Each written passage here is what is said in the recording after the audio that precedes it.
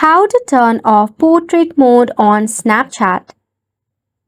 Hello everyone, welcome to the channel and let's get right into this quick and easy tutorial. First and foremost, launch a Snapchat application in your mobile device. Depending upon your model of your device, the portrait mode will be named a different label. Now for an example, in mine it is as focus. So when you tap on the focus mode or the portrait mode, the Snapchat will only focus on the faces of the person.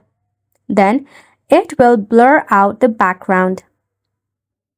If you want to turn it off, all you need to do is just tap on the drop-down icon, then click on the focus icon.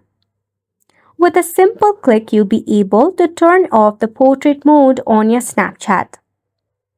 However, if this does not work, firstly check for the Wi-Fi connection. If your Wi-Fi is acting up, sometimes you are not able to customize a setting for your Snapchat. After which you can head back from here. Then press and hold onto the application and head to App Info. Tap on the 4-stop icon and OK. Head to Storage and Cache, then tap on Clear Cache.